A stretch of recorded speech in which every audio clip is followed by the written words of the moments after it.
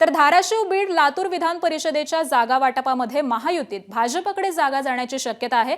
या जागेसाठी माजी मंत्री आणि लातूर ग्रामीण भाजप जिल्हाध्यक्ष बसवराज पाटील, धाराशिव भाजप जिल्हाध्यक्ष दत्ता कुलकर्णी, मुख्यमंत्री देवेंद्र फडणवीस यांचे विश्वासू ओमप्रकाश शेटे आणि संभाजी पाटील निलंगेकर यांचे बंधू अरविंद पाटील निलंगेकर यांची नावे ही सध्या आघाडीवरती आहेत।